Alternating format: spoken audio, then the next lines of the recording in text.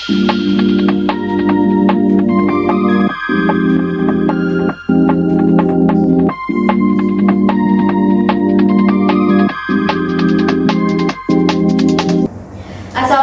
warahmatullahi wabarakatuh.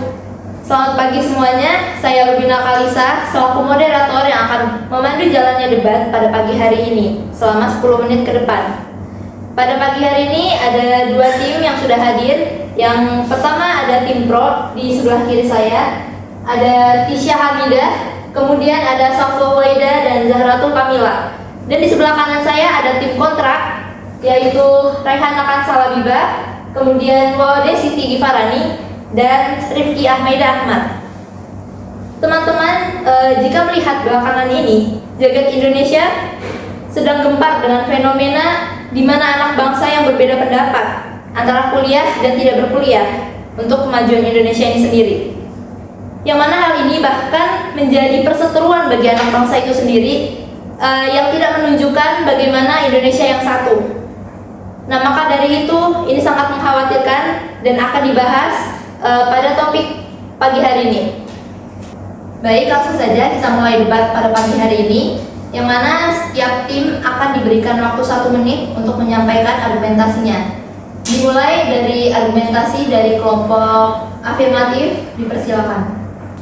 Baik, saya Zahratul Kamila. Saya pembicara pertama dalam tim Pro. Dan saya ingin memberikan argumentasi yang saya telah dapatkan untuk beberapa hari ke depan. Dalam debat tim Pro ini akan membahas keuntungan pendidikan, perguruan tinggi, serta potensi tantangannya seperti biaya kuliah dan ketatnya akademik. Perguruan tinggi dapat membantu Anda dalam meningkatkan kemampuan baik secara teoritis maupun praktis. Serta perguruan tinggi dapat membangun jaringan persahabatan dan kontak bisnis yang berguna di kemudian hari. Dan perkuliahan pemerintahan juga dapat membantu mahasiswa yang kurang berbakat untuk mencapai potensi mereka. Perkuliahan pemerintah dapat meningkatkan kualitas pendidikan dengan mengembangkan kemampuan kreativitas dan kemampuan individual mahasiswa. Serta perkuliahan juga dapat membantu mahasiswa dalam memahami berbagai keilmuan yang berguna untuk memasuki dunia pekerjaan mereka dan akan lebih luas. Seperti itu dari tim Pro. Baik, terima kasih untuk argumentasinya. Kemudian akan dilanjutkan oleh argumentasi dari tim kontra. Dipersilakan. Saya selaku pembicara pertama dari tim oposisi ini menyampaikan argumentasi mengenai berkuliah dan tidak berkuliah. Mengutip data Kemendagri, jumlah penduduk Indonesia yang masuk perguruan tinggi per 31 Desember 2022 itu hanya sebesar 1,11 juta orang atau sekitar 0,4% dari total penduduk Indonesia. Nah, sedangkan mayoritas penduduk Indonesia banyak yang tidak bersekolah atau belum tamat bersekolah, yaitu sebesar 66,07 juta orang atau sekitar 23,78% dari total penduduk Indonesia. Nah, hal ini menyebabkan penduduk Indonesia yang tidak bersekolah atau tidak berkuliah ini lebih kreatif untuk menciptakan lapangan pekerjaan, untuk menunjang istilahnya kaumnya sendiri atau kelompok-kelompoknya yang sesama tidak berkuliah atau tidak bersekolah. Dengan menciptakan lapangan pekerjaan itu mereka membangun relasi sesama, biasanya sesama pedagang atau sesama pengusaha untuk memperbesar atau meluas perusahaannya atau usahanya sendiri. Nah, nyatanya orang yang tidak berkuliah atau tidak tamat sekolah itu tidak menentukan ia sukses atau tidak. Banyak juga dari orang-orang yang berkuliah tidak sesukses orang yang tidak berkuliah ini. Seperti yang tadi saya bilang, banyak orang-orang yang tidak berkuliah malah menciptakan lapangan pekerjaan untuk yang lainnya. Itu sesama orang yang tidak berkuliah ataupun yang berkuliah sekalipun. Nah, karena mereka tidak berkuliah ini, mereka lebih kreatif untuk mencari, mereka lebih punya banyak waktu untuk mengembangkan skill, keterampilan, dan juga melatih sesama untuk menjadi lebih maju. Seperti banyak dari tokoh-tokoh besar dunia seperti Bill Gates yang menemukan Microsoft Office, dia juga tidak tamat bersekolah. Dia di DO saat di tengah-tengah perkuliahan. Nah, dalam hal ini kita bisa melihat bahwa indikator kesuksesan itu tidak hanya tentang berkuliah atau tidak berkuliah. Ya, sekian argumentasi dari saya. Oke, baik. Terima kasih kepada kedua belah pihak yang sudah menyampaikan argumentasinya. Maka selanjutnya itu akan dilanjutkan oleh penyampaian pendapat dari tim pro terlebih dahulu, di mana ini akan bisa menyampaikan pendapat atau sanggahan dari yang sudah disampaikan oleh tim kontra. Kepada tim pro dipersilakan. Baik, di sini saya tim pro ingin menyampaikan sanggahan saya dari tim kami. Di sini juga kami membahas soal perguruan tinggi ya atau mahasiswa yang berkuliah. Terus juga mahasiswa yang berkuliah ini juga dapat membantu untuk meningkatkan kepercayaan diri. Lalu untuk menetapkan kepercayaan diri juga, kita yang mahasiswa yang berkuliah ini punya tujuan hidup yang benar-benar punya potensi untuk pengembangan diri kami yang lebih efektif dan lebih efisien ketimbang yang tidak berkuliah. Dan juga masa depan kami itu kayak lebih terurus dan lebih terjamin dengan diadakannya ijazah yang telah kami dapatkan. Lalu di sini juga kami dapat mengatur, memanage waktu kami dengan baik. Lalu pengembangan internasional kami juga dapat lebih berkembang dengan baik. Terus juga kontak bisnis yang lebih internasional ketimbang yang tidak berkuliah. Berikut sanggahan dari kami. Izinkan saya menambah. Tadi dari tim saudari menyatakan bahwa mahasiswa yang berkuliah banyak yang bisa melakukan pengembangan diri dan juga menggait relasi internasional.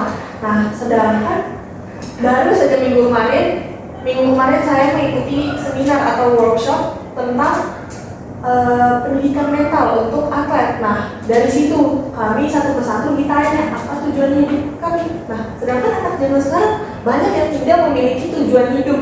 Mungkin kalau misalnya mahasiswa lalu atau mahasiswa mungkin sebelum Gen Z ya, itu mungkin mereka kalau ditanya apa tujuan hidupnya, mereka masih jelas tujuan hidupnya apa. Sedangkan untuk anak zaman sekarang, mahasiswa dengan generasi Z itu banyak yang jika ditanyakan tujuan hidupnya apa, itu mereka tidak tahu tujuan hidupnya apa.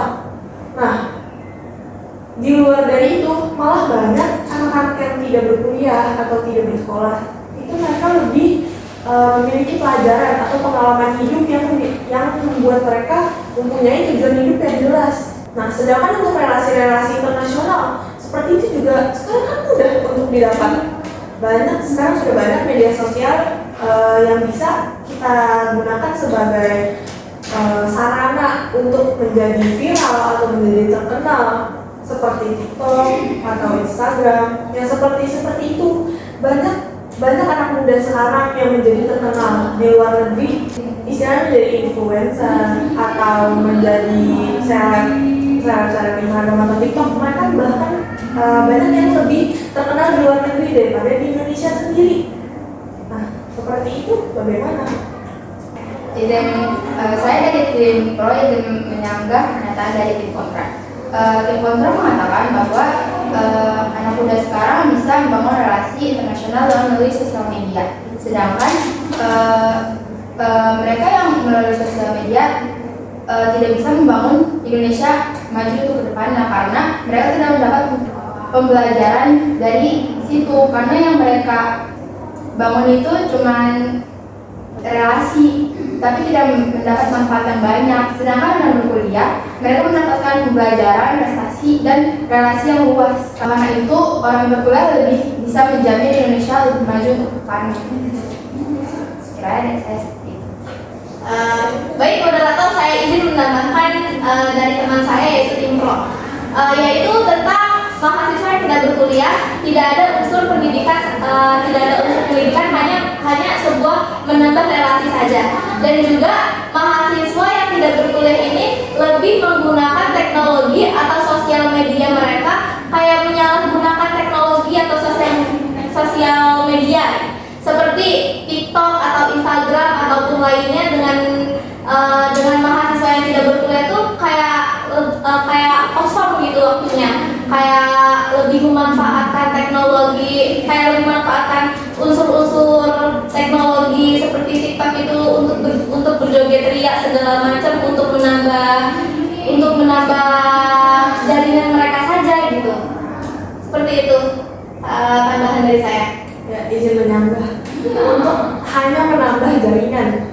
Nah, bagaimana dengan mahasiswa-mahasiswa yang memasuki dunia perkuliahan tapi melupakan tujuan dasar atau tujuan awal dari perkuliahan itu sendiri? Banyak mahasiswa yang meninggalkan kelas hanya untuk mengikuti organisasi. Banyak yang seperti itu. Bagaimana dengan mahasiswa yang seperti itu? Dan juga tadi saudari bilang kalau di TikTok itu tidak ada unsur pembelajarannya, sedangkan sekarang sudah banyak ilmu-ilmu yang bisa kita peroleh dari sosial media itu sendiri. Di sosial media itu hal apapun menyebar dengan cepat, khususnya seperti Twitter atau TikTok. Sekarang banyak tips-tips untuk belajar. Nah, di TikTok itu sudah banyak video-video untuk pembelajaran seperti guru-guru yang mengajar melalui media TikTok atau memberi tugas kepada murid atau mahasiswanya untuk diupload di TikTok itu sebagai sarana edukasi. Nah, sedangkan banyak saya temukan di TikTok atau di Twitter juga mahasiswa yang menyalahgunakan perkuliahan. Seperti kemarin saya menemukan video di TikTok tentang mahasiswa yang berjoget ria di barisan meja paling belakang, dan juga banyak mahasiswa yang menyalahgunakan KIPK. Nah, apa seperti itu juga termasuk pembelajaran di perkuliahan? Terima kasih. Apa yang disampaikan? Baik, dari apa yang sudah disampaikan dari tim kontra tadi, apakah ada yang bisa disampaikan atau sanggahan dari tim pro? Baik, saya izin menyanggah untuk tim kontra. Seperti yang Anda singgung tadi, yang mahasiswa tidak bisa tidak bisa memanage waktu untuk antara organisasi sama perkuliahan. Mungkin mahasiswa itu melakukan suatu keterampilan adaptasi dalam dirinya. Mungkin juga di dalam organisasi ini kita bisa memanage waktu dengan baik antara dunia perkuliahan dengan dunia organisasinya. Terus juga mahasiswa memerlukan kolaborasi antar dirinya sendiri dengan dunia perkuliahannya. Seperti itu. Baik, menyinggung tadi kolaborasi, apakah dari tim pro dan kontra ada yang ingin disampaikan lagi?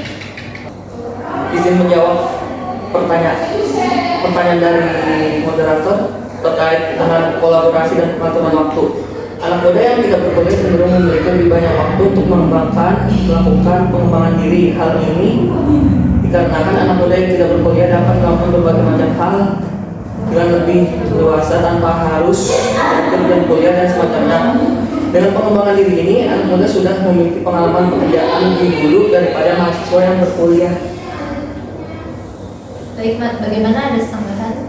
Saya dari tim pro ingin menyampaikan opini dari tim saya, yaitu dari yang saya cari, Deputi Warsito menyampaikan bahwa mahasiswa merupakan generasi penerus yang harus dapat menghadapi dinamika yang sedang terjadi saat ini dengan kemampuan intelektual dan nilai-nilai kebangsaan yang kokoh. Selain itu, mahasiswa juga berwawasan kebangsaan yang menyadari pentingnya menghargai keberagaman budaya, sejarah, dan bahasa yang dimiliki bangsa Indonesia.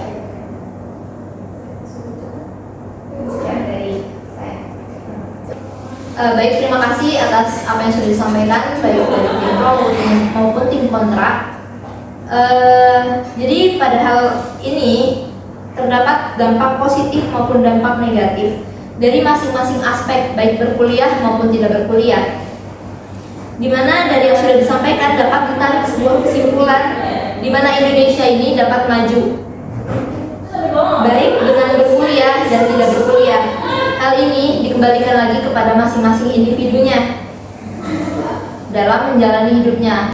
Yang pada dasarnya persatuan dari anak bangsa itulah yang akan menentukan bagaimana kemajuan dari Indonesia yang satu. Sekian debat pada pagi hari ini. Terima kasih. Wassalamualaikum warahmatullahi wabarakatuh.